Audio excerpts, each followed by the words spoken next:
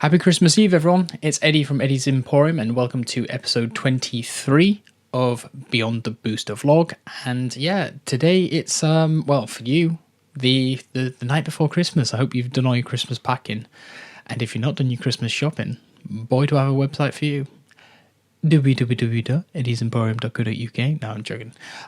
But if you do want some TCG goods, check it out. And yeah, it's been manic. I thought, and it's been my first year doing the whole TCG business thing, that as you'd get closer to Christmas and the TCG shipping window or expected delivery date wouldn't be able to deliver at Christmas, it would kind of like quieten off. It's actually the opposite for me. It's gone busier the longer it's gone on. The weekend just gone has just been the busiest weekend of the month, where I've processed way more orders than obviously, myself or expected shipping dates can get before Christmas, but it's not stopped the orders coming through, which always, it kind of makes me wonder, is it the customer that is having Christmas money, or is it the customer doing really panic last minute shopping? But it's been really popular. Some Y Schwartz sets, the free run one, selling really well, which was quite surprising because it was a bit of a slow starter when the reprint kind of came through. But yeah, it's been fun. It's been a lot. We've got, obviously, at this point in time, you've got something on every moment of the day, whether it's you wrapping, seeing loved ones, or going from A to B to get something done before obviously Christmas starts. It's been busy, so hopefully you've got it all done. I'm basically at that point now. In other news, we've got the MGC order here. This box here, full of graded cards, so I'll do a unboxing at some point soon. So I just hit the table there, and that'll be somewhere over the Christmas period. I'll probably do a reveal of that because I need to obviously get that stock on the website. But I'm really excited with that. I've got some really cool stuff in there. Some stuff that I did my first ever buy-in from, which obviously, if you've been watching, I recently started doing some buy-ins for my friends and other people to kind of test out that process, because obviously not being established, it's nice to kind of have them people in your life who, trust you and understand that you're doing something new for the first time, and test out how well it works. And it's been working really well, which I'm really happy about. And obviously some of them cards right there are a byproduct of that great process being put in place. So from a business process perspective, that's always a good feeling, because there is literally an end product right there in a box. And probably one of the most frustrating parts of the past 2 months, we've been trying to set up a TikTok shop integration from my Shopify to manage the inventory to go through to my TikTok page, as I do with my eBay integration. So I get to feed my inventory to significant parts. And there's a few things that I noticed with the Shopify integration, more so on the TikTok side. Firstly, they make you jump through hoops in terms of authentication. It's almost like every different thing you need to sign up for is owned by a different party. So I had to send off my credentials about 4 or 5 times to different areas. They don't like driving licenses too much, so if you do sign up as a seller, I recommend using your passport first time, because I went round the houses first, and then I did use my passport for the kind of verification, and it let me through. If you do it in one setup process, I found it very difficult, because I started the process and thought I could just pick it up later on. They didn't like that, and it made it quite hard to finish that process without having to start again and speak contact support. Once I had the Shopify integration set up, adding your products is a bit of a faff as well, because you kind of need to set up a custom template. So either like a booster pack template with the dimensions and weights, so it can then do shipping. Because another thing, you will have 2 options in terms of shipping. It's fulfilled by TikTok, so they use their kind of partners to give you shipping labels, or you do self shipping, but you incur a 50p charge every time. And when you're doing things like booster packs, singles, that's a massive margin into maybe £2-3, £4 every time that you're doing transactions. So bear that in mind when you're doing it. I'm yet to actually process an order through TikTok thing, but hopefully that feeds through to my Shopify as I expect. It comes down on my order list. I'll be able to see where it is and then just hop into the TikTok seller center and print off a label. I don't imagine it's going to be too difficult. Another thing that I found was the prices, the pricing ability with the TikTok integration. You have to manually adjust each thing. You can't just sort of say default an extra 9%. So obviously what TikTok do, they take I think it's roughly a 9% commission on your orders. So on the integration for eBay and Amazon, that marketplace, you can just default do 9% more or a custom one for every order. And yeah, it doesn't do that for you. So it's a bit time consuming to go in, but I would say in the long run, it's probably the best way to do it because it gives you the most control and approval process for your products that are going to be shown on there. It doesn't like the graded cards too much. It's very temperamental, depending on which brand you're trying to put out there, because they've got like an AI checker tool that will kind of say what's a high risk category. So you'll have some graded cards go through absolutely fine, but then other cards like a specific Yu-Gi-Oh card be like needing brand approval, even though you've got like already 3-4 Dark Magicians on that website. I have sold recently a Pikachu graded card that I had sold through eBay, and obviously because my inventory is managed across these three platforms, with my Shopify being the source of truth, I have noticed that the Pikachu got removed from the TikTok integration. So that's a good sign that it's working, and it's kind of like calling back to my inventory to just check that that's still available. Obviously it's not anymore, and it's removed it, which is great. That's kind of what I want to be seeing. So it's looking positive. It's great for brand awareness as well, because I'm a store.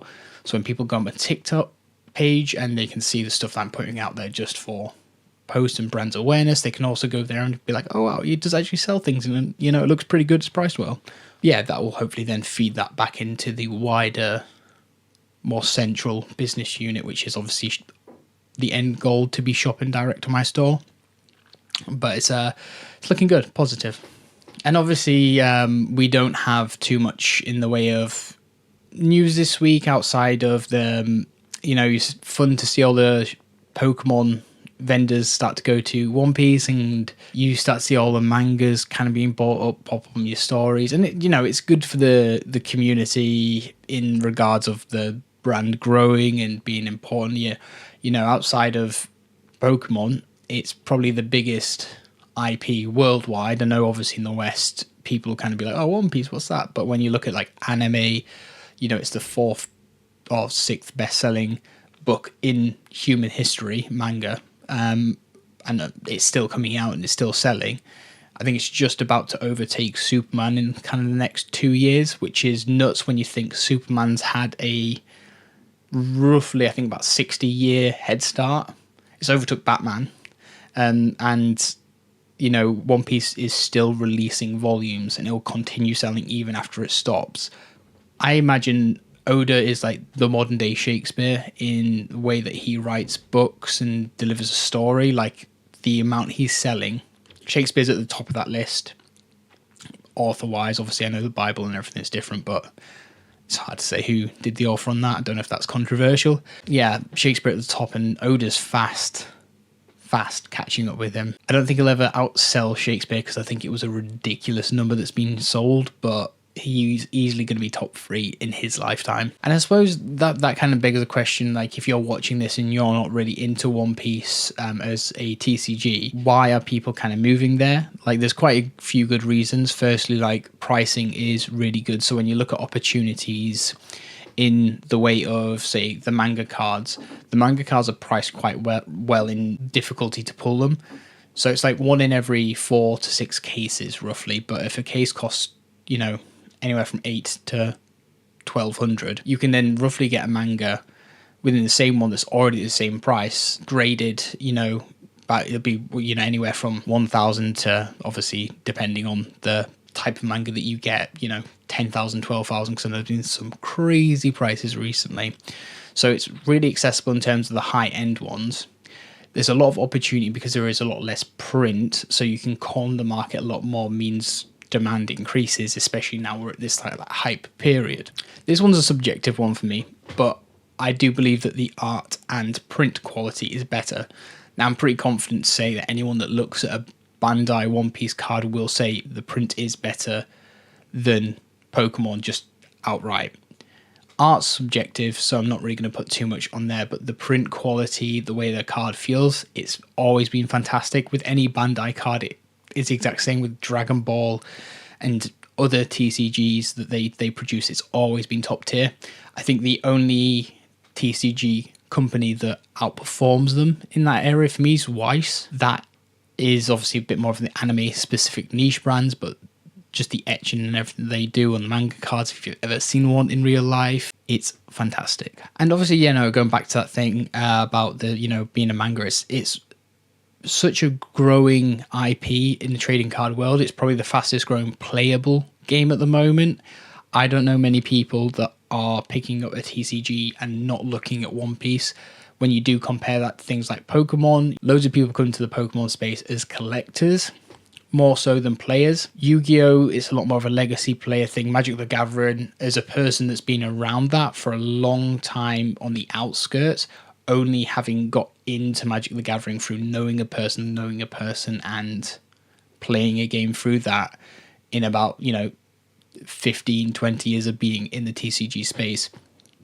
It has been difficult to get into, but it's probably, the favorite game that I play at the moment.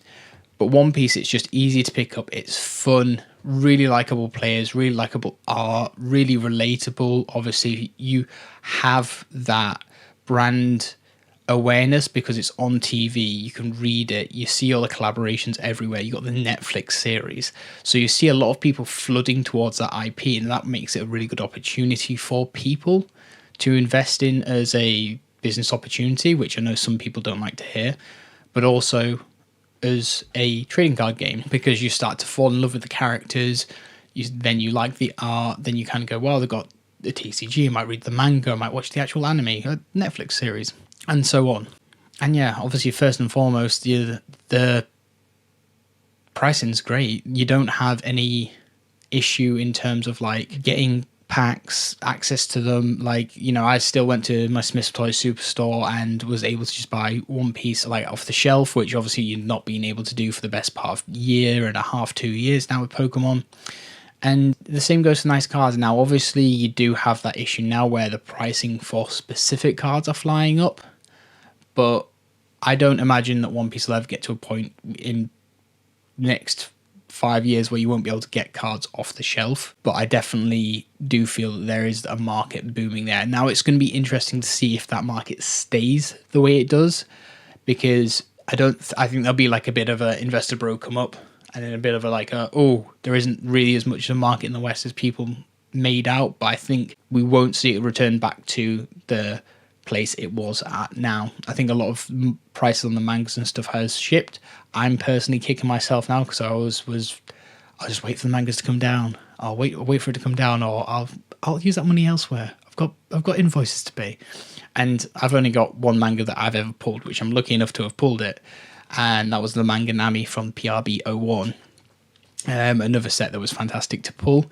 Reason why that's flying up, if you haven't been in this space too long, you can get God packs in there which include all the mangas from sets, I think 1 to 6, and after that with PRB02 that came out, they obviously stopped releasing the God packs with manga ones because it was reducing the value of the mangas, which obviously in turn lowered the value of collectible One Piece.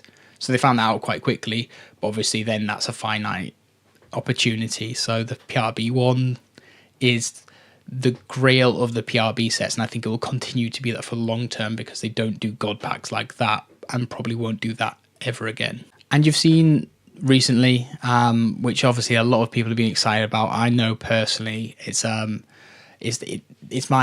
favorite TCG that got me into the world of TCG. It might not be hold my heart the most anymore, but Yu-Gi-Oh's finally gotten full art cards, and I can't tell you how excited I am to be able to collect them. I think they're going to be looking to do serialized cards as well, which is exciting in some circumstances, but also terrifying because you best believe I'll probably spend stupid amounts of money on a 0 of 100 limited edition serialized Dark Magician Overframe card, which is the term I believe they're coining for a full art variation of a card.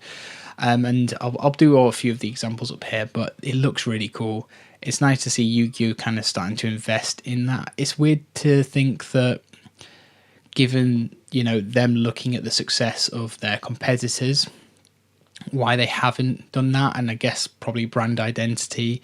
They don't want to kind of look like they're copying or mimicking, potentially licensing issues. I don't know if there was a legal thing going on there that they were concerned about, but it's nice to finally see them making the jump. It looks really aggressive, the style of art they're going, so it does feel unique to Yu-Gi-Oh! Can't say it's my favourite full arts, and when you look at kind of like how Magic do it, One Piece and Pokémon, but it does feel unique to Yu-Gi-Oh! So I give them credit for that, and it's only the first time they're going to be doing it. I just hope that they kind of start doing more original art and paying a lot more attention to the people playing the game, people collecting it, because there's a lot of answers out there that Konami can be doing and actioning on behalf of the people playing the game, because yeah, they've not been too faithful to fans, I don't feel. But you know, that's me looking from the outside in. I just think that this is a step in the right direction. Do I think it's gonna fix Yu-Gi-Oh? No, but I think it's the right step in the correct direction, because it's ultimately gonna take a long time to build up that trust again in the TCG community, and probably more importantly the Yu-Gi-Oh community, because I think they're really struggling with new entry-level collectors, entry-level players, just because it is so complex. So hopefully when they imagine it with Genesis, I believe it's called, that will allow people to start coming back into the TCG space. But yeah, that's it for this week, and I'm gonna go edit this. I'm going to go eat some lovely chocolates, and hopefully you are too. I hope you have a lovely Christmas, and I think I'll speak to you before New Year. Yeah, 30th. Oh my God, I'm going to be very busy with editing. But I'll catch you on the other side of Christmas. Hope Saturn brings you everything that you wanted. Ciao.